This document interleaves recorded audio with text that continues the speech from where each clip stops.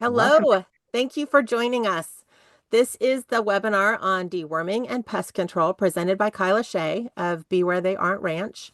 And it's hosted by Purebred Mini Jersey Society. Hello, everybody. Got several members with us, and we're going to be asking questions as we go. Um, and if you've got any questions that haven't been answered, feel free to drop it underneath in the messages. We do track those and we will answer those for you.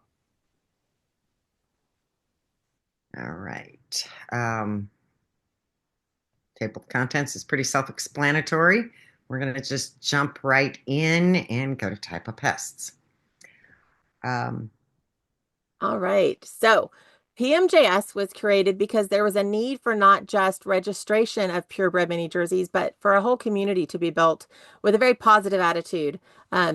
A lot of times breeders, and not just in cattle, but dogs, whatever, chickens, people can be very competitive. But honestly, we need each other. We need to share those genetics. We need to learn information from each other. We need to build skills and pedigrees. So it really needs to be a group and not just a registry. So we consider ourselves a society because of that, the Purebred Mini Jersey Society. We want it to be more encompassing and not just a registry. So you may find that a lot of jerseys that you see don't look like the Jersey cattle that you're familiar with, and that's likely because there a lot of times those mini jerseys are actually a composite of many different breeds. You may find a beef udder that looks very different from a dairy udder. They're very thick.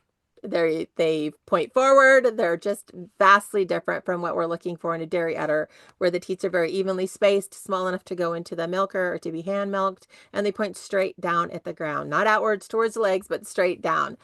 So that's just some of those things that we're breeding to improve each generation.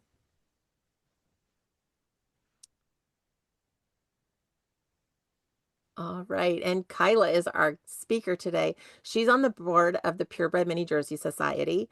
She is located in Florida and has a giant farm down there. As far as what she's able to produce, it's incredible for the amount of space that she's working with.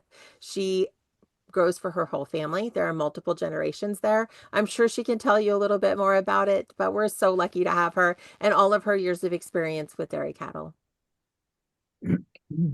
so I'll add one thing on it. My grandparents raised jerseys, Awesome. standard jerseys, but being I basically had 20 acres to work with, I decided mini jerseys worked for me. Right. Um, just a little bit smaller and it works. But it's a busy life. So basically, I've had my mini jerseys for, oh gosh, going on 20 years Yeah. of it. It's been a long road. And what I can say is PMJS has helped me learn more because other places aren't as forthcoming with information that we all should be sharing. It should be much more of a community, not just I'm going to withhold pertinent information for no apparent reason. It feels that way, doesn't it? It does. Yeah. It's just a different way of approaching it. And I like that we're a community, that we're all friendly and that we all are rooting for each other to be successful because really it's about the cattle and not whatever personal hang up somebody has? So I love that about this group. Definitely should be that way. Okay. Different types of pests. There's external pests, there's internal pests. External, your flying insects, your lice, your mites, your fleas, your ticks. Um, as Marie and I were discussing this, we actually came across as far away from me as she is and as far north as she is, whether I'm in South Florida or she's in Alberta, the horn flies are both of our nightmares. Yeah. They just don't end. So, as much as we're located all over the country and through Canada, Yeah. we all basically face the same thing. On your externals, stress are your biggest risk.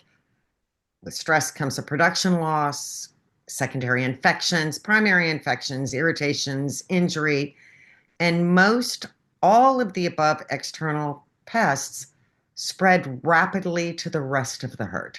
Mhm. So it'll start out with your weakest one. You're older, not as great body condition, may take root in a brand new calf, and here you go. Um, Internal pests go into your stomach worms, regular worms, protozoa, different grubs. All of those impact health. They impact the productivity of your particular cattle, weight loss, diarrhea, and of course, with all of those, reduced milk production. Um, as we get into talking about the different things that are available, 90% of the treatments that are out there for both external and internal will terminate a pregnancy. They will also cause a decrease in the ability for your heifers and anything over 20 months to actually get pregnant and maintain a pregnancy. So there's a lot of things you need to look at and really pay attention to should you be using that. I take it a little bit further. I sort of think, if I can't use it beyond 20 months, should I be using it at all? And there's other options with it. You've always got to check for your milk withholding times if you're treating during a lactation. I try to stay on products that, whether it's natural or someone that's produced by a manufacturer, can I give this during lactation? Others might not be as specific, but if I sort of look at it as I can't give it during lactation, I don't want to give it at all. Can you explain what milk withholding means? Yes, I can do that. So for each different chemical that there is, some of them go through to the actual milk product and others don't. So there are recommendations of if you use some of the different ones that are done, um, you have to now dump the milk. You cannot drink the milk because there are going to be trace elements, or in some cases, you'd be surprised how much can actually go through. And I've had people tell me before, nothing goes through to the milk. That is not true. It does go through. So your average on most of these chemicals is a 10 to 14 day withhold, is what's recommended. Okay. Everybody should really decide if that's something that you're comfortable with. And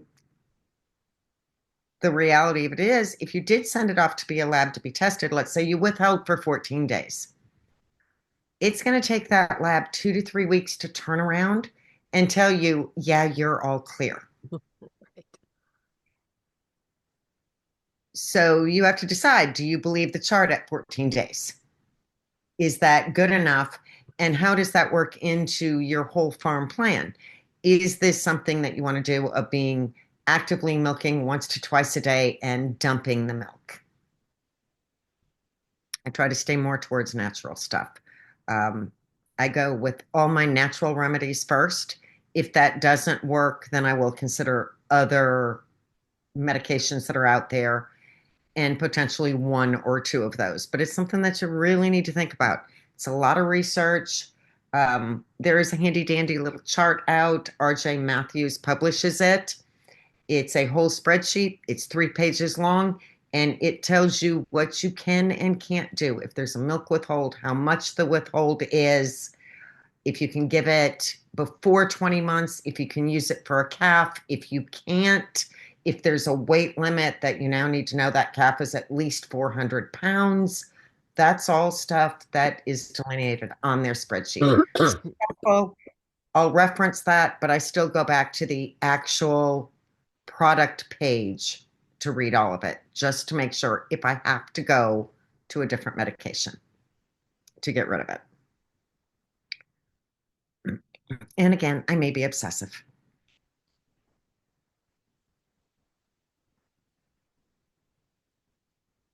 All right, your external pests, your flying insects,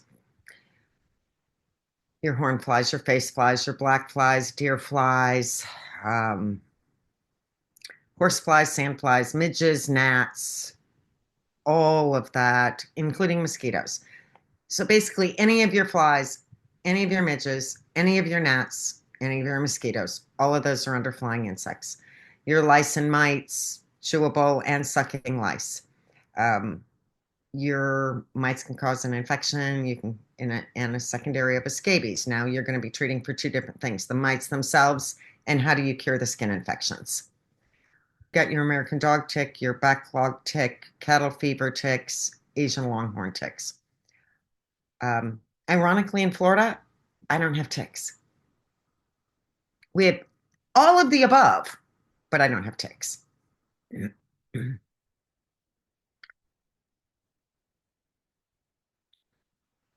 So, um, identification of them.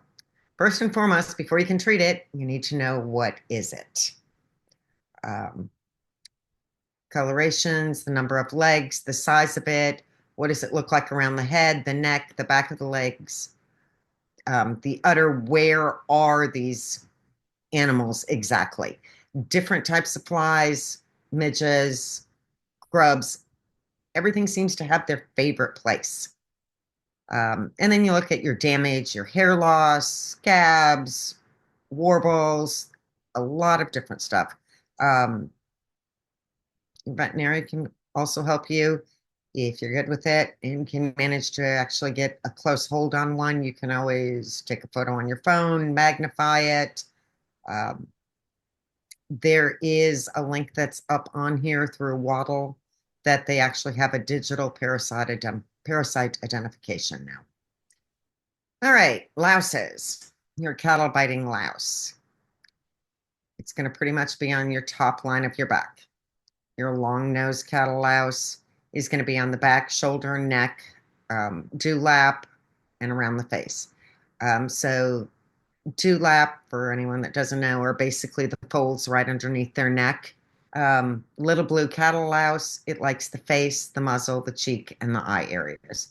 Your short-nosed cattle louse likes the top of the neck, uh, dewlap, brisket, and ears areas. So, all right, natural options. Diatomaceous earth, it damages the exoskeletons of insects and parasites.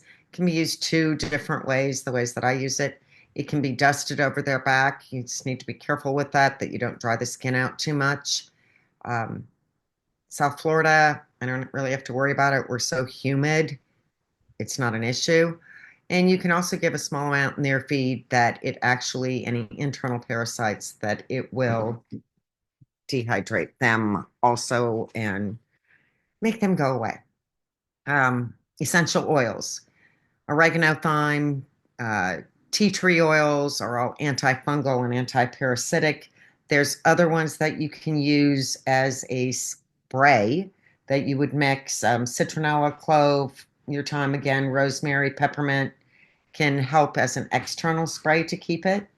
Um, some people mix them with glycerin. I tend to do it with 4 cups of apple cider vinegar, 2 tablespoons of olive oil. Some people use canola or mineral oil. I just use the olive oil.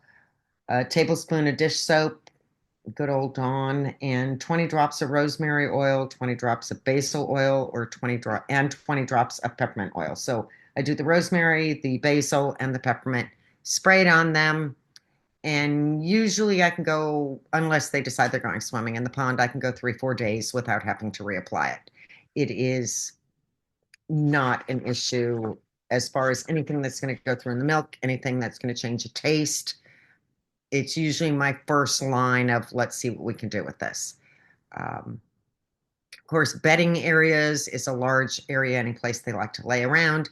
If you do use hay or shavings in an enclosed barn or shed for them to be in, that's an area that insects really like to breed.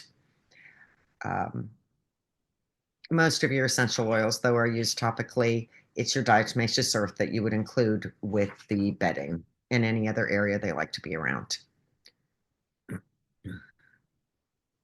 And you can even put some of your essential oils in your feed for some of those internal benefits. Can I ask a question, Carla? Yes. I'm curious about peppermint because we have also used that in our spray that we make. And Yes. then I learned that peppermint actually is for humans used when you're like weaning your baby to help you dry your milk supply. So I was curious if anyone had ever looked into that or noticed any difference or anything as far as using peppermint and the cow's milk supply. I have never noticed a decrease when I'm using the spray. And I go through every single day that we're milking and we actually weigh the milk. There's a little bit of a fluctuation depending on which cows we're actively milking. If we are calf sharing, if there's a baby out there with them, if the babies are close to the fence. So there'll be minimal fluctuations of what I would just consider sort of side noise. And, it changes a little bit as far as if we're at waxing or waning moon, if the girls are in heat or not. But I've never noticed a difference on my spreadsheets from using the peppermint spray. Good to know. Thank you. You're welcome. Let's talk medications. There's pour-on solutions applied to the back line. They're effective against a large range of external parasites. Proceed with caution. Make sure you check the spreadsheets. Make sure you checked your product details. Read how much is supposed to be applied. Most of them are done by weight. And definitely check if it's something you can give a lactating cow. Um, there's a few of them that are out there. Most of them are pyrethroids that are based on it. There's one, unfortunately, it's not able to be sold in Florida. It's a new one. It's called Cleanup 2 Pour On Insecticide with IGR. Um, it actually kills lice eggs and the fly eggs and everything else. But there are 9 states that prohibit the sales of the product. You can also use it in lactating cows. I'm one of those states. So unless I want to break the rules and drive to another state to get it, it can't be shipped here. I would like to see it. It kills ticks, all of your lices, all of your flies. There's no milk withhold on it at all. Um, you have silence pour on, can't use it in anything that's less than 400 pounds. There's no milk withhold. Silence, it's spelled Cylence. I've never used it. There is about a 9% of cattle that will experience a paresthesia that they can't move their skin. The literature says most resolve within 48 hours. I haven't used it. The literature on it sort of scared me. I don't know if anyone else has ever used it. It doesn't have a milk withhold either. I guess, err to the side of caution. You've got your boss and your ultra boss. Um, they can be used in lactating cattle. It's also used for beef, sheep, goats, and horses. Um, Target species on it are lice, horn flies, face flies, horse flies, stable flies, mosquitoes, black flies, and ticks. With any of the boss products, you cannot allow it to enter a water source, including your pond. It is fatal to any aquatic life.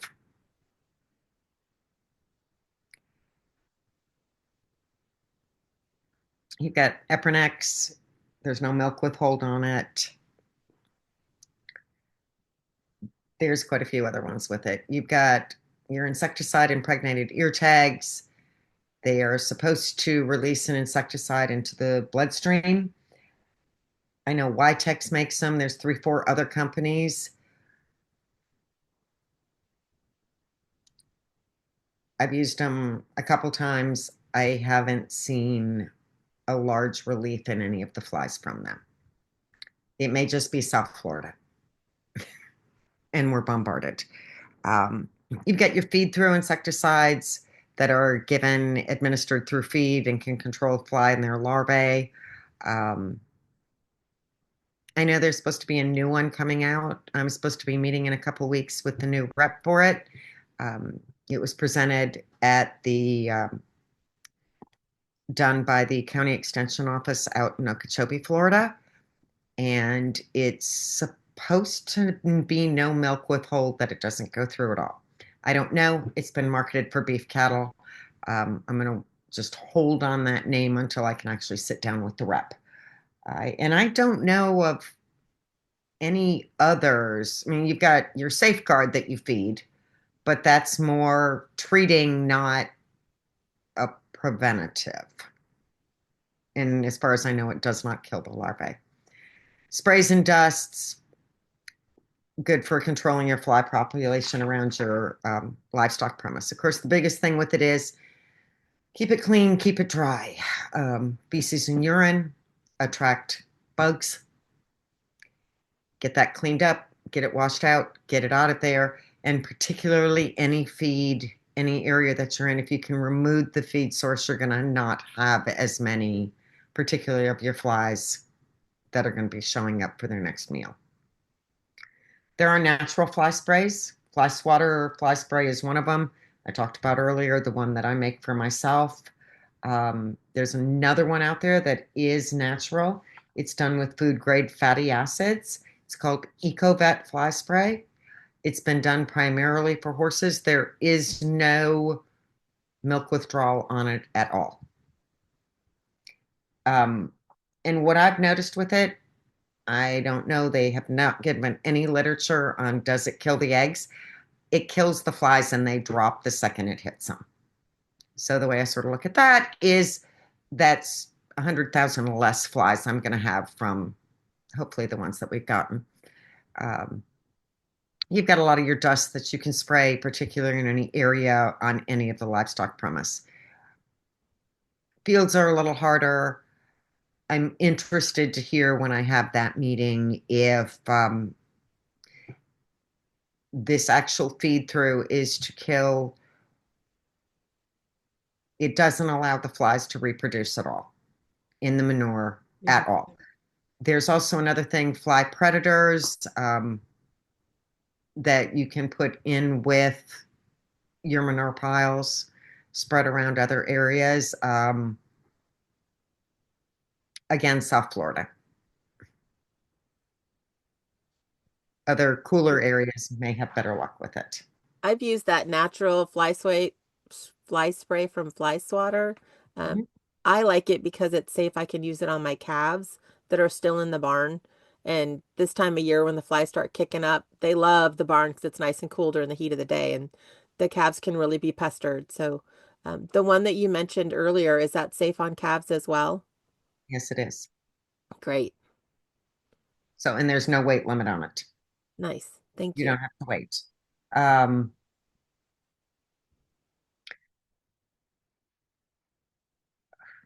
so that pretty much goes through most of those.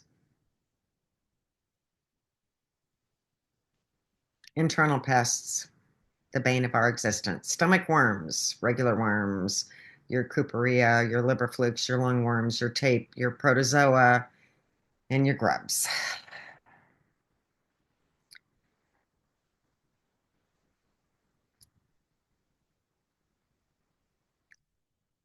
First, you need to identify what they have.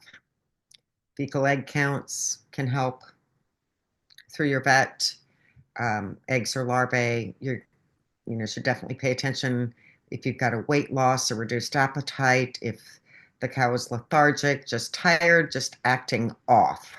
It's definitely something to start thinking about of could I maybe have some internal pests? Diarrhea, any swollen abdomens, rough coat hair. For me, I really keep a close eye on mine. As soon as their coat starts to get a little rough, I'm definitely keeping an eye on what's going on. Is there something could be done? That's when I get fecal samples from all the cows, just have the vet run them just to see, am I dealing with anything? Um, all of your internal pests are obviously going to end up with a reduced milk production. And they're also not going to be reproductive savvy at that point. You're going to have an inefficiency in that. And again, we have the other link back to Waddle through vetmedwsu.edu. I'm looking forward to seeing that.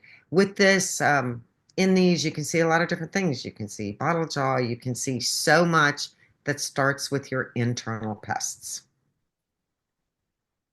Natural options, the way we always like doing. Herbal treatments using plants with anthemic mimic properties. Wormwood should never, ever be used on pregnant cattle, and it's actually something I would be cautious with even if the cattle wasn't pregnant. There are other studies that go back into early days, 1950s, 1960s, with wormwood ever in a cow's life causes approximately a 15% decrease in the ability to have pregnancies. So that's one that I would really, really avoid. Your essential oils, your diatomaceous earth, bentonite, clay can be added to your grain, loose minerals, treats during milking. Other things you can use with it is your Redmond salt, different things like that. There are different garlics that can be used, raw garlic, apple cider vinegar that you can actually dilute in water. And then, of course, rotational grazing. If you keep swapping fields, the cows aren't living in a heavy buildup of manure. If you can move them to the next part, you can hopefully break up that pest's livestock, the life cycle of it. Break up how many eggs are being laid. In a perfect world, would all have unlimited pastures that we could just keep moving them for miles. So that's something that everyone needs to think about as you're setting up your pastures. How are you going to manage the cattle in it? Who's going to go where?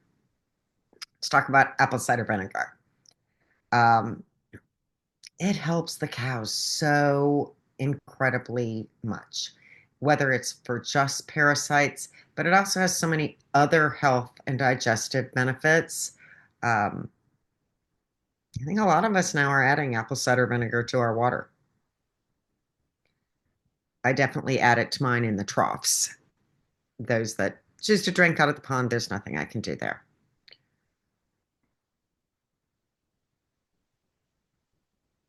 Medication.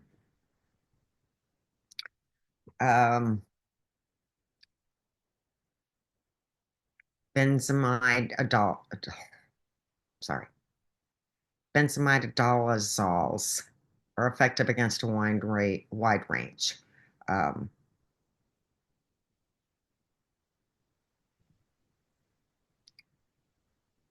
Again, you need to check all of your literature.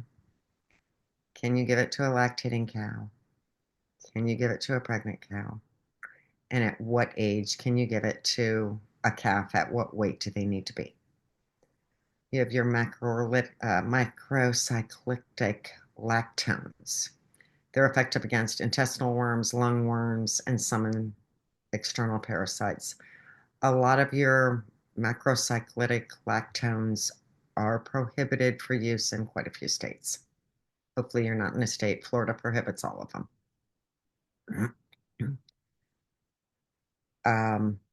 Your LBs, your levamisole, it's effective against various intestinal and lung worms. Montepantol, relatively new and effective against certain type of roundworms. Some are effective against liver flukes. Does anyone have any information on those? I haven't tried any of them yet.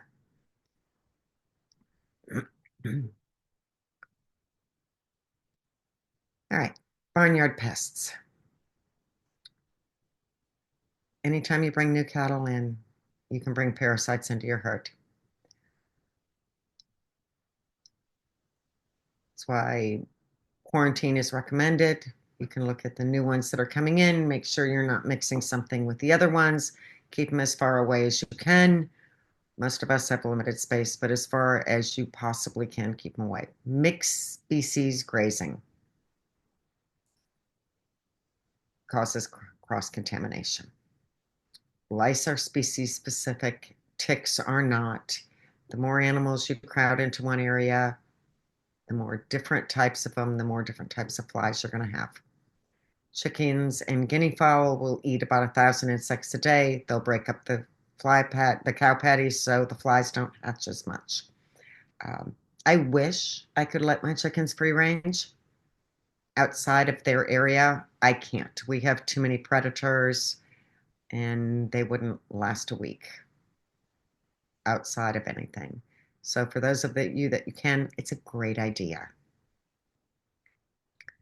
Rotating pastures, we talked about that earlier, interrupt that pest life cycle. You can reduce all of those reinfestations. Consider everything on that homestead when you're treating pests. Treating just the livestock isn't enough. Dealing with your fleas, your lice, your dogs, your cats, your chickens. Everything can be transferred from one species to another.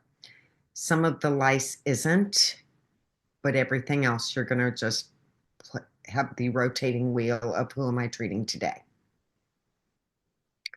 I definitely recommend rotating all of your different treatments if you can find things that you're comfortable with. I don't ever just solely treat with one thing. If I've been doing essential oils, I'll flip over to diatomaceous earth. If that isn't working and I need to do something else and I'm doing internal pests, I'll flip over to Safeguard. I'll flip to the Cydectin or something along those lines that I can, and then back to the beginning. The more we treat with something, the more resistant the insects get to it. They evolve and become resistant to anything we are trying to disrupt their life cycles with. So rotating really helps. Confirm those pests. Do a fecal float. Get some magnification. If you need to, get your vet involved.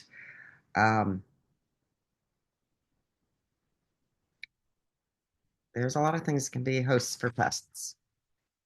And you need to think about it when you're doing your herd. And the rest of the animals.